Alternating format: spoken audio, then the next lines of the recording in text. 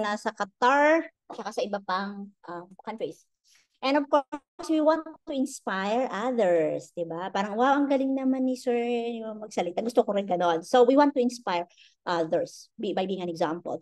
What do you call the phobia of speaking in front or in the stage? Anyone? Stage fright. Yeah, stage fright. What do you call that phobia? Anyone? Stageophobia. Okay.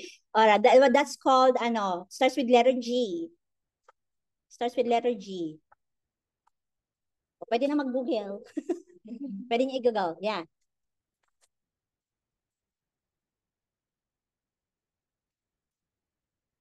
Oh, ang tawag ay glossophobia. So it involves intense nervousness or fear before or during speaking in front of an audience. It could be in a classroom, meeting, or pwede rin sa large event. Yeah, so people would experience what? They feel shaky, racing yung heart, dry mouth, parang hindi lalabas yung boses, and they sometimes even forget what they want to say. So this type of anxiety is often coming from fear, takot. Bakit kaya takot? Takot na ma-judge, right? They're scared that they would make mistakes or maybe being embarrassed in front of others, okay? So which is normal pag hindi ka naman professional speaker or if you haven't done anything like that in your life before. So the key of understanding anxiety is the key to understanding how you can be a good public speaker. So, syempre, kailangan niya ng practice. Ano pa? Kailangan din ng preparation and of course, techniques. Okay? So yung pag-aaral natin today would be techniques because we don't assume that everybody can speak as a good speaker already. Okay? So we'll learn some techniques on how to overcome glossophobia. Okay? So that we can manage ourselves when talking in front of an audience. Okay ba? So that's why it's a workshop kasi kailangan kayong may gagawin at the end of the activity. Okay? Right. So let's prepare your speech. Kaya ko kayo binigyan ng paper kasi mag-prepare kayo ng speech. Oh, by the way, I'd like to give you this episode from Jobs GTBM. I took it from here, most of it. So let's try to follow whatever some things we can get here. So remember, whatever we can get here is not going to be helpful pag wala kayong practice because practice makes perfect. So let's start with your hook. Yung unang gagawin niyo is your hook. Okay? Your hook should be the first one you're going to consider. Anong isusulat ko muna? Yung unang isusulat nyo dyan, yung sasabihin nyo, yung hook. Now, once you start here, you will not say, good morning, my name is Maria Rebecca Biray. I am 25 years old. You will not say anything about your bio. You have to say things that are relevant. It could be a question. It could be a bold claim or a short story. So, paano yan? So, pagpasok nyo, pwede nyo sabihin, public speaking is exciting. O, di ba? Bold claim. Okay? Or you start with a question. Yes, Mr. Rai, good morning. Upo ka muna dito, Mr. Rai.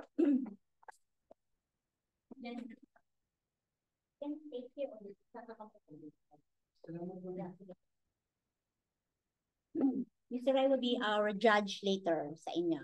Okay. Okay, so you don't start with coming into the stage and saying your name and your age. Okay? You have to come here with a hook, and that hook is something which is a question. So what could be a question you would like to ask? Okay? It could be a bold claim or a short story. So when I say question, you would say, do you want to learn public speaking? Diba? So pagpasok mo pa lang, the first thing you would say is, do you want to learn public speaking? So that's question. Okay? Or pwede din naman a bold claim. So you can say, public speaking is very easy. So that's a bold claim. Or pwede rin mag-start kayo ng isang simpleng story, short story, less than 1 minute na story. You can start a story about yourself or maybe somebody else you know. So for example, there was a girl, a 14-year-old girl, very, how do you call this? Very shy type girl. Okay, after a few years of practice, she became one of the best public speakers in the world. Okay, so you got either a question, bold claim, or a short story. So kayo pipili dyan, anong gagamitin nyo later when you're going to present your speech. So, think of a topic first para alam niyo kung anong saan kayo sasalita. It could be in travel, it could be education, it could be maybe being a Filipino, or maybe speaking, or ano ba, mag-isip kayo ng topic na gusto niyo pag-usapan within 5 minutes lang. Within 5 minutes lang yung speech. Okay? So you start with question, a bold claim, or a short story. What would you like to start with? Question, a bold claim, or a short story? A question about what? About food, travel, being a parent, being an OFW, a student, okay, then say, some a question, being an OFW. Do you know how is it to become an OFW? Yeah, so you have already started your speech with a question within the topic that you want to talk about. So, kung gusto mo ng bold claim, it should be a statement. So, let's say, for example, being an OFW is also being a hero. Bold talaga yung claim mo. So, it should be a question, a bold claim, or a short story. Okay? Yan yung ating number 1. Okay. Next, start still. Okay, start still. Ano yung start still? You walk. Kaya naman lalaki na parang pageant ha. Pero just walk. Just walk. Okay? You claim your stage. Plant your feet. Ibig sabihin, stand firm. And I suggest you do the superhero stand. Put your feet a little bit apart para magkaroon ng confidence. Because if you're sitting like this way, hindi lalabas yung confidence. So you have to stand, plant your feet, and put your feet a little apart. Then, you pause for 2 seconds. Bago kayo magsalita ng question, ng bold claim, or ng short story. And then, let the room settle before you begin. Let's start, for example. Okay? So, I want to start with a question. So, I will go in front. I will plant my feet. Pause for 2 seconds. Then, I will start with my question, with a bold claim, or a short story. So, I'll start with a question. So, pasok kayo. Do you want to be a good public speaker? Okay? All right. Let's start with a bold claim. So, plant your feet. Pause for 2 seconds. Public speaking is easy. Yeah. So, you have a bold claim. Ano pa yung isa? Short story. Okay, pasok. Plant your feet. Start with 1 to 2 seconds. Then start with a short story. Huwag mahabang story. To be less than 1 minute. Maximum like 1 minute. Okay, so say, next.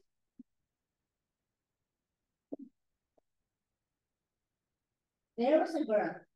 She was a shy type girl and could not speak in front of people. But now, after a few decades of practice, she is now one of the best speakers in the world. Okay? Yes, parang to be in English or kung kaya mo ng Tagalog, okay, go. Taglish pwede rin. Just for the workshop. Okay? Just for the workshop. Pwede rin Tagalog. Mahirap Tagalog, ha? Diba? Okay. Any questions on the start still? So, pasok. Plant your feet. Pause 2 seconds. And pili na kayo dun sa tatlo. Okay? Yeah. Number 3. Group in 3. So, you have to now think of something to say. So, I'd like to give this very important thing here. Group into 3s kasi ito yung parang guide ninyo. 3 things. So, I can say, public speaking can be learned, it can be taught, can be enjoyed. So, nagkakaroon tayo ng 3 things consecutive. It's easier for you to deliver. It's easier for you to remember. At saka merong pattern. Okay? Yes. Wala, hindi naman nag-judge. Ay. Dapat inano pala kita. In-admit pala. Ay, ang tawag dito, kino-host kita, Miss Mars. Sorry naman. Okay. Anyone who wants to try now from 1 to 3? Anyone who wants to try now from step 1 to 3? That is from pasok. Tapos plant your feet. Try mo nga, Miss Carmi. Pasok. Sige. Sige. So, ano ka ba? Step 1 to 3 nga. Step 1 to 3, pasok. Yes, sige dyan. Pasok. Plant your feet. 2 seconds. Pause. Okay, good. Again, Miss Carmi, ulit. One more. Ngayon wala na ako sasabihin. Go.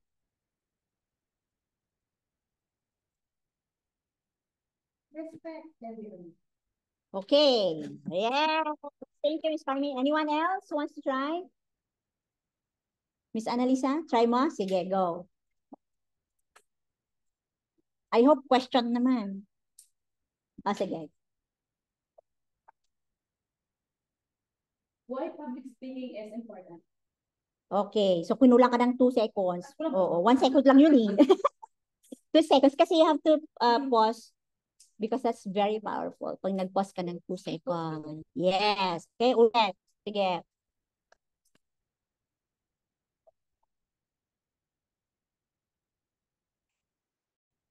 Why public speaking is important? Okay. Thank you, Miss Annalisa. Right. Very good. So, anyone else want to try before you proceed? Mr. Edmond, would you like to try? Short story sana.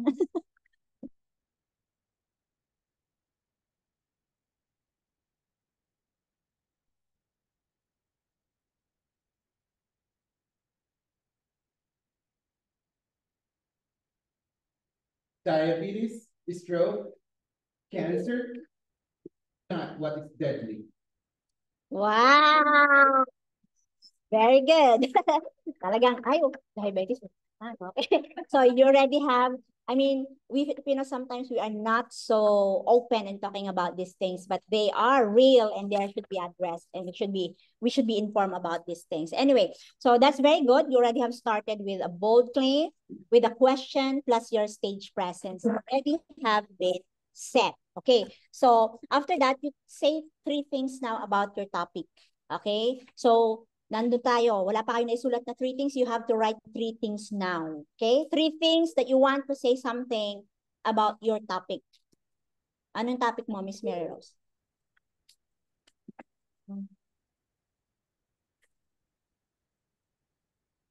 Being a mother, being a woman, ano ba? Money, love, whatever. Okay? Then, right, you have to have a topic first para alam nyo na yung isusulat. Okay? So, from the question itself, alam nyo na yung isusulat nyo. So, 3 things. Miss Annalisa, what was your topic? Why public speaking is Okay. Right. Vamos na okay. Nagulugin lang.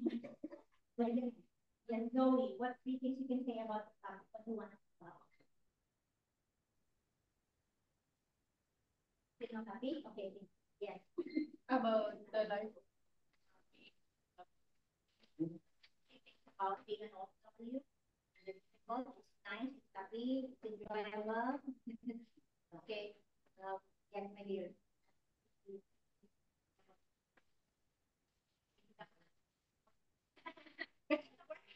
yeah.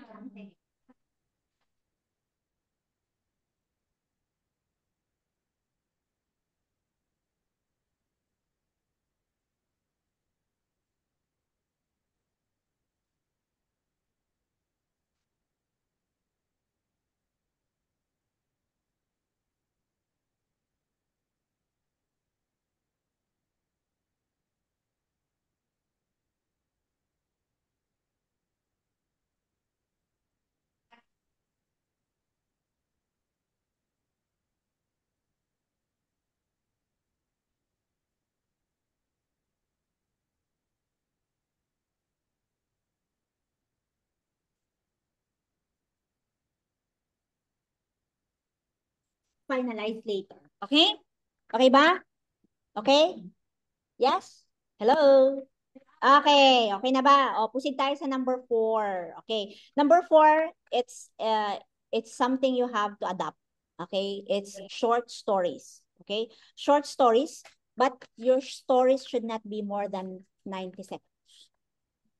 Okay? Alam niyo naman na attention span. Okay? You should not be telling stories of your life like our President Duterte. I'm not saying that he's a bad speaker. I'm saying that the attention span, if you don't love the person, you do not want to listen to the that person. But since he has that charisma, people will still listen to him, even if he would tell the same stories over and over for a long period of time. So for us who are still learning to speak, we have to know that our story should be less than It's 90 fine, babe. seconds. Doesn't Pwede mo matter. typingan later. Okay? Or you ask your partner later and see, tingnan mo nga, basahin ko to if it's already less than 90 seconds. Or just say 1 Oh, minute it's only. fine. I already. Okay? What is it? Yes. What I'm trying to say is you can put it after the 3 or before the 3. Okay? What we're trying to say here is you have to use short stories. Okay?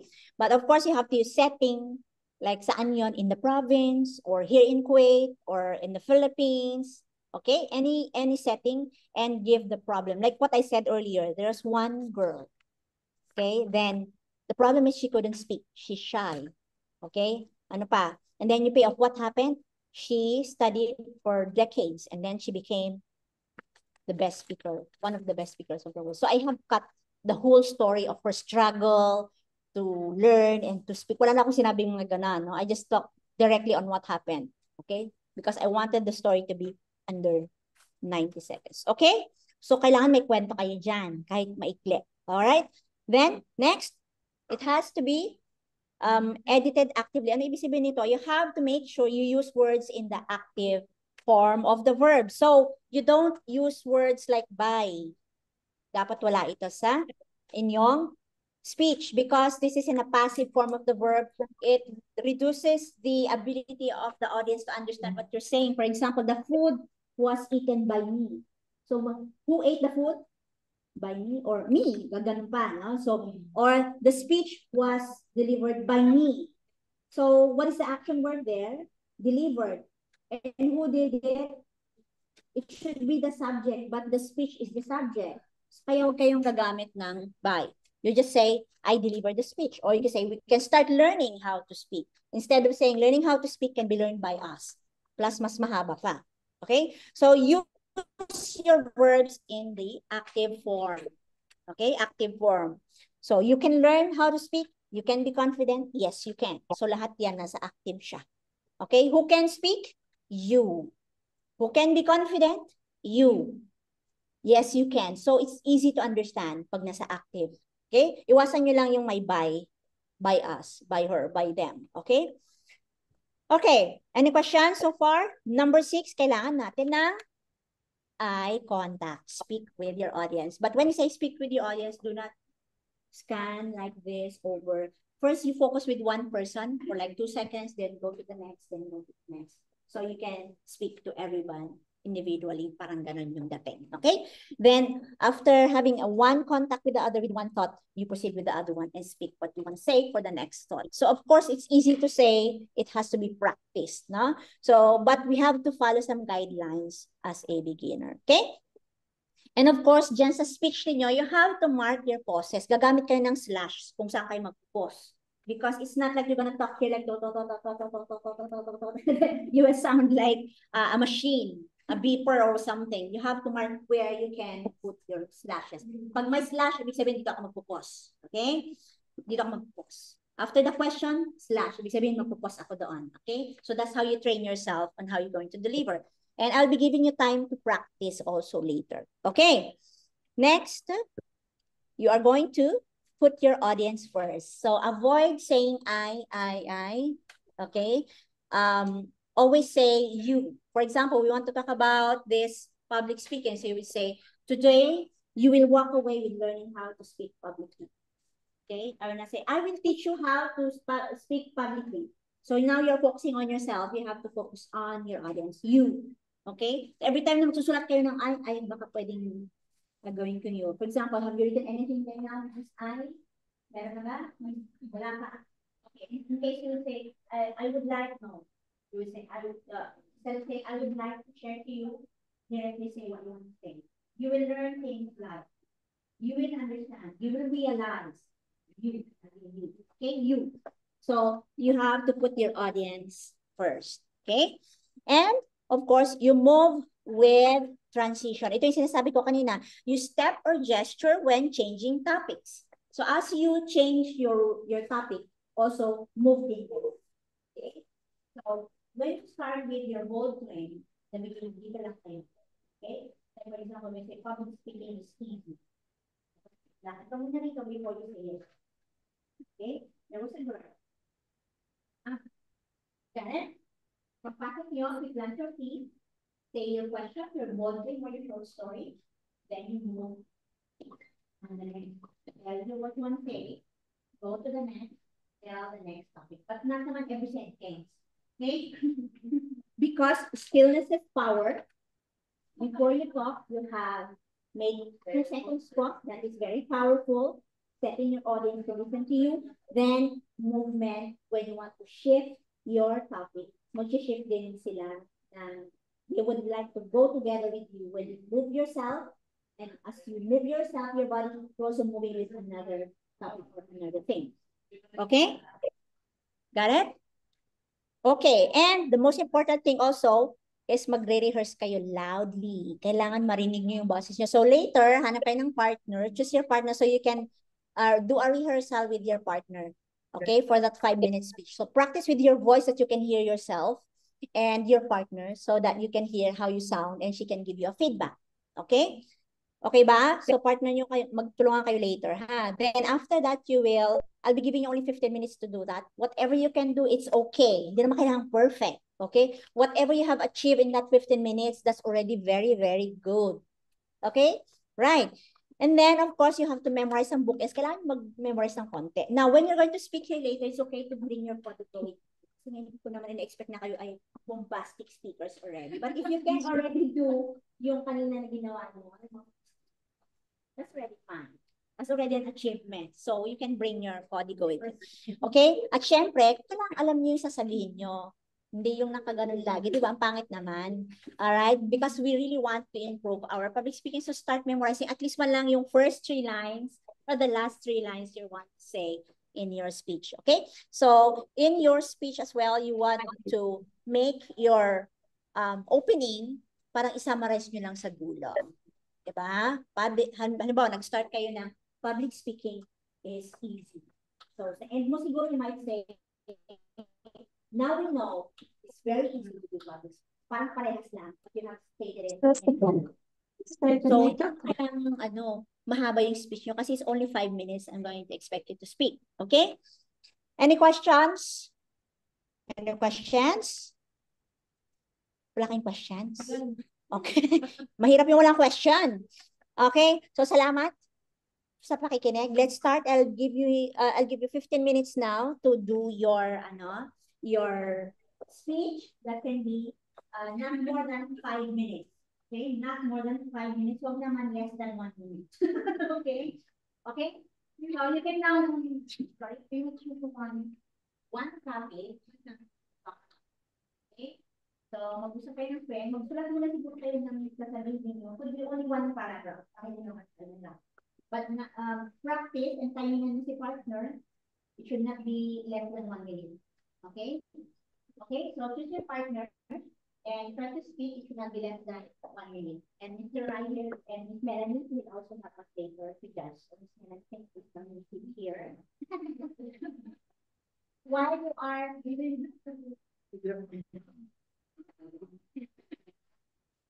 okay? Ready na ba? So I think yung nasa Qatar, Miss Rowena, Miss Irish, Miss Karen, I think you wanna join also as well, Miss Rowena? I'm trying to listen first, ma'am. Okay, sige. If in case, pwede rin naman you can record later, no? Apa. Sige, just you can listen. I'll try to put my camera in front of your classmates, okay? 15 minutes lang guys ha, 15 minutes.